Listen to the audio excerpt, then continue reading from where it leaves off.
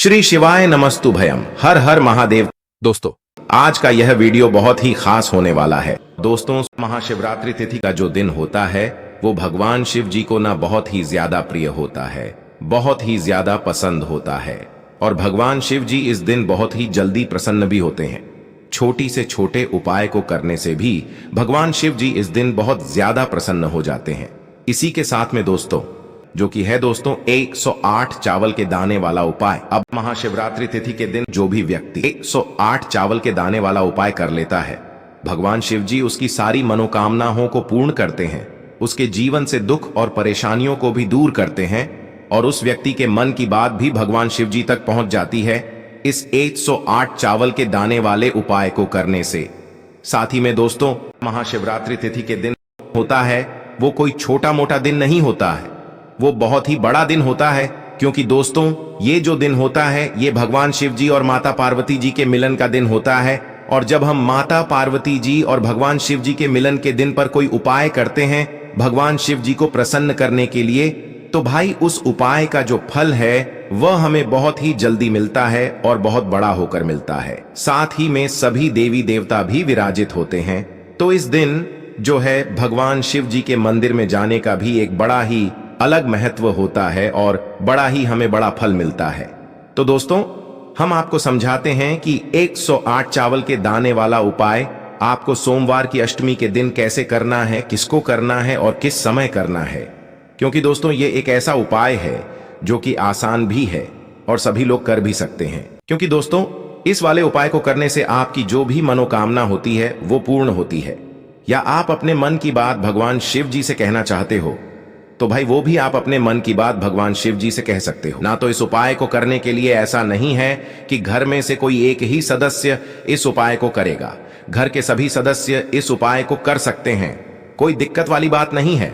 सबको अलग अलग उपाय करना पड़ेगा अपनी अपनी मनोकामना को पूर्ण करने के लिए, ठीक है। और हर व्यक्ति एक ही मनोकामना के लिए ये वाला उपाय कर सकता है, तभी उसका उपाय काम करेगा, तभी उसकी जो भी मनोकामना होगी वो पूर्ण होगी, ठीक है।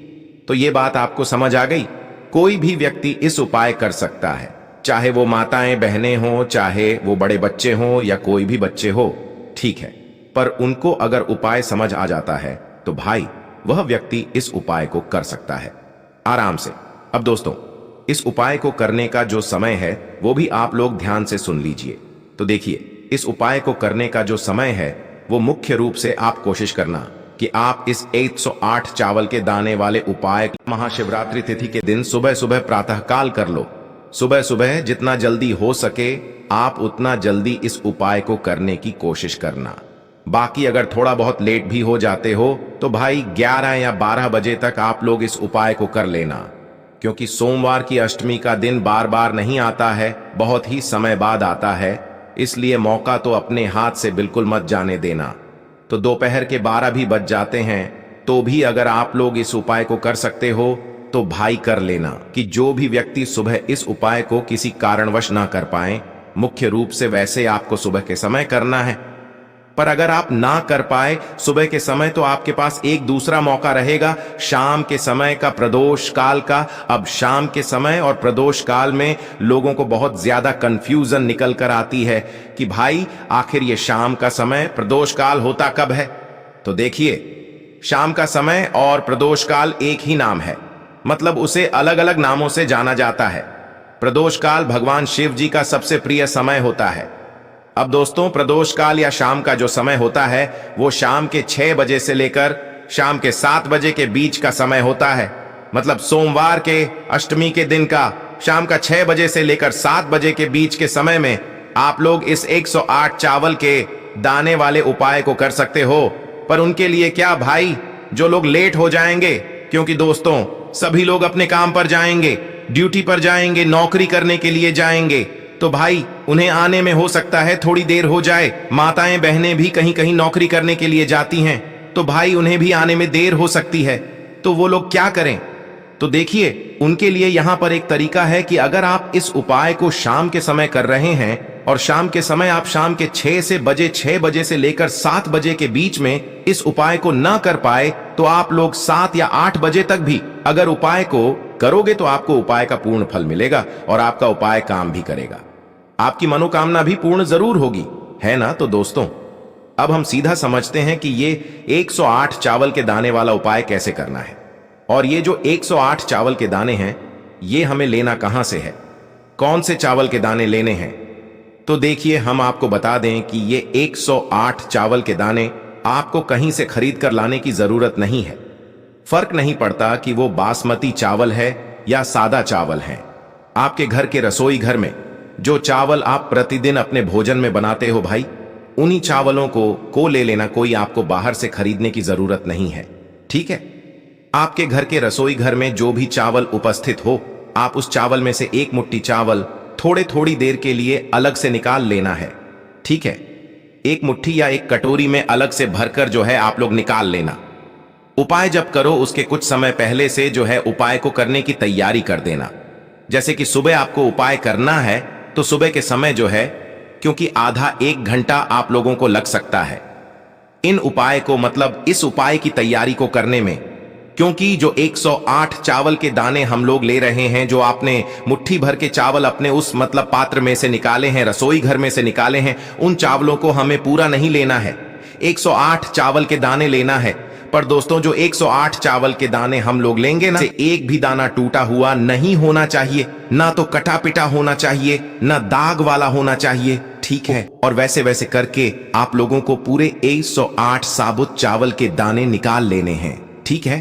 और बाकी जितने भी चावल के दाने बचते हैं वो आप वापस अपने घर के रसोई घर में रख सकते हो, कोई दिक्कत वाली बात नहीं है। पर जो उपाय के 108 चावल के दाने हैं ना, इनको जरूर थोड़ा ध्यान से अलग से आप लोग निकालकर पहले से रख लेना। जैसे ही आपके 108 चावल के दाने निकल जाते हैं तो भाई आप इन 108 चावल के दानों को किसी भी एक कागज की पुड़िया में बांध कर रख लो, या तो एक किसी कटोरी में रख लो, ठीक है भाई। आपकी 108 चावल के दाने तो मतलब तैयार हो चुके हैं। पर इसके बाद में दोस्तों, अब सबसे बड़ा प्रश्न आता है कि अगर हम सुबह इस उपाय को कर रहे हैं तो क्या हम सीधा 108 चावल के दाने लेकर जा सकते हैं क्या? अगर शाम के समय कर रहे हैं, प्रदूषण काल में कर रहे हैं, तो क्या सीधा हम 108 चावल के दाने वाले उपाय कर सकते हैं? तो देखिए, यहां पर हम आपको बता दें कि अगर आप इस 108 चावल के दाने वाले उपाय को कर रहे हो तो सीधा जाकर तो भाई ये वाला उपाय मत करना। अगर सुबह के समय मुख्य रूप से आप लोग ये वाला उपाय कर रहे हो तो अपने 108 चावल के दाने तो आपको अपने साथ रखना ही रखना है। पर इसके साथ में भगवान शिव जी की पूजन अर्चना करने के लिए भी कुछ सामग्री रखना है। वो सामग्री क्या हो सकती है? देखिए, जो लोग प्रतिदिन शिव जी के मंदिर जाते हैं उनके लिए तो कोई दिक्कत वाली बात नहीं है। वो मतलब जो भी पूजन सामग्री लेकर जाते हैं वो वैसे ही लेकर जाएं, उनके लिए कोई दिक्कत वाली बात नहीं है, ठीक है। पर जो लोग कुछ भी लेकर नहीं जाते हैं भाई, उनको मात्र 1 लोटा जल जरूर लेकर जाना है। और वैसे भी सोमवार का दिन रहेगा तो ज्यादातर लोग कुछ ना कुछ भगवान शिव जी की पूजन अर्चना करने के लिए लेकर जरूर जाएंगे, ठीक है। पर जो लोग कुछ भी लेकर नहीं जाते हैं, प्रतिदिन मंदिर नहीं जाते हैं, मात्र इस उपाय को करने के लिए जा रहे हैं, सोमवार की अष्टमी के दिन भाई, वो लोग अपने साथ में मात्र 1 लोटा जल जरूर लेकर जाएं। क्या लेकर जाएं? 1 लोटा जल अपने घर के परिंडे में से जरूर लेकर जाएं। भगवान शिव जी के मंदिर पहुंच जाएं। आप अपने 1 लोटा जल को भरकर, या जो भी पूजन सामग्री है, आप ऐसी बात नहीं है, बस कम से कम जो है 1 लोटा जल तो जरूर लेकर जाना, क्योंकि इस उपाय को पूजन अर्चना करने के बाद ही करना है, ठीक है। अब ये तो सुबह के समय की बात हो गई, पर इसी उपाय को अगर हम शाम के समय प्रदोष काल में कर रहे हैं तो क्या करें? तो देखो, शाम के समय प्रदोष काल में अगर इस उपाय को कर रहे हो ना, तो शाम के समय आप अपना एक घी का दीपक तैयार कर लेना। कितना? एक घी का दीपक तैयार कर लेना। वो जो घी का दीपक होगा ना, वो आटे का दीपक होगा, मिट्टी का नहीं होगा। इस बात का थोड़ा ध्यान रख लेना। मिट्टी का ले भी रहे हो ना, तो अपने घर से नया दीपक लेकर जाना, जो कि मतलब ज्यादा लोगों के पास अभी उपस्थित नहीं होगा। तो इससे अच्छी बात है कि आप एक आटे का दीपक ले लो। और जो आटे का दीपक भी लोगे ना, वो आटा आपको अलग से गूंना पड़ेगा। इस दीपक को बनाने के लिए उस आटे के अंदर आपको कुछ भी चीज नहीं डालना है, ठीक है। उस आटे को गम कर एक मीडियम साइज का दीपक तैयार कर लेना और इस दीपक के अंदर आप लोग रखना। गोल बत्ती कौन सी बत्ती? गोल बत्ती, ये गोल बत्ती आप बाजार की ना रखकर अपने ही घर में अपने हाथों से ये गोल बत्ती बनाना, ठीक है? क्योंकि बाजार की होती है और अपने हाथ से बनी हुई सामग्री अपने हाथ से बनी हुई होती है, क्योंकि अपने हाथ से बनी हुई सामग्री हम उपाय में प्रयोग करते हैं तो भगवान शिव जी और ज्यादा प्रसन्न होते हैं, है ना? तो गोल बाती रखकर उसके अंदर जो घी चीज डालोगे वो डालोगे, शुद्ध देसी गाय का घी। इस बात का ध्यान रखना, ये वाला उपाय बहुत ही बड़ा है। सोमवार की अष्टमी का दिन है तो शुद्ध देसी गाय का घी का ही प्रयोग करना, ना तो भैंस का घी का प्रयोग करना, ना तो मिलावटी घी का प्रयोग करना, बाजार वाले, ठीक है? इस बात का आप लोग विशेष रूप से ध्यान रखना। तो आपका ये घी का दीपक तैयार हो गया। इस घी के दीपक के साथ में आप लोग अपने 108 चावल के दाने वाले उपाय जो कर रहे हो वो लेकर आप लोग भगवान शिव जी के मंदिर पहुंच जाना। जो भी आपके घर के पास में शिव जी का मंदिर है वो वहां पर आप लोग चले जाना, ठीक है? अब जैसे ही आप शिव जी के मंदिर के अंदर प्रवेश करते हो तो सबसे पहला काम आपका ये नहीं रहेगा कि आप सीधा जाकर उपाय करने लगो। देखो, सुबह के समय गए हो तो पहले जाकर अपनी पूजन अर्चना करना। जैसे कि जो एक लोटा जल लेकर गए हो उस एक लोटे जल को धीरे धीरे करके एक धारा से शिव जी के शिवलिंग के ऊपर चढ़ाना। इसके साथ में जो भी पूजन सामग्री है, बेलपत्र, फूल वगैरह, अबीर, गुलाल वगैरह, वो सारी चीजों से आपको भगवान शिव जी की पूजना अर्चना कर लेना है, ठीक है? पर जो 108 चावल के दान हैं वाले उपाय वाले हैं वो भी आपको अलग ही रखना है। इनसे आपको कोई भी छेड़छाड़ अभी नहीं करना, क्योंकि ये उपाय वाले हैं, ये पूजन अर्चना करने के बाद ही हमें यह वाला उपाय करना है ना? इसी के साथ में दोस्तों, शाम के समय जा रहे हो तो शाम के समय अपना जाकर पहले वह दीपक लगाना, ठीक है? दीपक लगाने के बाद फिर आप लोग शिव जी के शिवलिंग के पास में बैठना। सुबह के समय भी जैसे ही आपकी पूजन अर्चना हो जाए तो फिर शिव जी की शिवलिंग के पास में बैठना आप लोग, और बैठने के बाद फिर आप लोग अपना ये वाला उपाय कर सकते हो। देखो, इस उपाय को करने से पहले अगर आप लोग भगवान शिव जी के शिवलिंग के पास में दीपक जला रहे हो शाम के समय, तो दीपक का ये बात याद रखना कि दीपक को इतनी भी पास मत रखना शिवलिंग के कि शिव जी को आंच लगे, है ना? थोड़ी दूरी बनाकर ही जो है उस दीपक को रखना। जैसे ही आप दीपक रखते हो, जैसे ही आपकी पूजन अर्चना हो जाती है, उसके बाद में आपको शिवलिंग के पास में बैठ जाना, या तो सामने कहीं पर भी बैठ सकते हो, पर पास में बैठना। उसके बाद में आप अपना 108 चावल के दाने वाला उपाय शुरू करना। कैसे करोगे? सबसे पहले वे जो 108 चावल के दाने हैं वे अपने सामने निकाल कर रख लो। पुड़िया में बांध कर रखे हैं तो उसके खोल कर रख लो, और ये वाला उपाय आपकी सीधे हाथ की हथेली से होगा। इस बात का भी विशेष रूप से आप लोग ध्यान रखना, ठीक है? सीधे हाथ के हथेली से होगा। सीधे हाथ के हथेली से क्या करना है आप लोगों को? आपकी उस मतलब पुड़िया में से जो 108 चावल के दाने आपने अपने सामने निकाल कर रखे हुए हैं, इन चावल के दानों में से एक एक चावल का दाना आपको भगवान शिव जी के शिवलिंग के ऊपर चढ़ाना है। कहां पर चढ़ाओगा? शिवलिंग के ऊपर चढ़ाना है, ठीक है? और कहीं पर भी नहीं चढ़ाना है, शिवलिंग के ऊपर चढ़ाना है। और ये चावल के दाने एक एक करके चढ़ाना है, और हर चावल के दाने को चढ़ाते विशेष रूप से आपको बोलते जाना है। क्या बोलना है? श्री शिवाय नमस्तुभयम है। हर चावल के दाने को चढ़ाते समय अगर आपको इस उपाय का पूर्ण फल चाहिए तो भाई एक एक चावल का दाना ही चढ़ाना, और हर चावल के दाने को चढ़ाते समय श्री शिवाय नमस्तुभयम जरूर बोलना। उदाहरण के लिए, एक चावल का दाना उठाया, सीधे आथले से शिवलिंग पर चढ़ाया और श्री शिवाय नमोस्तु में बोल दिया। दूसरा उठाया, शिव जी पर चढ़ाया और श्री शिवाय नमोस्तु में बोल दिया। तीसरा उठाया, तीसरा चावल का दाना उठाया, शिवलिंग पर चढ़ाया, श्री शिवाय नमस्तुभ्यम बोल दिया। इसी प्रकार से आपको पूरे 108 चावल के दाने शिवलिंग पर चढ़ाते जाना है और श्री शिवाय नमस्तुभयम बोलते जाना है।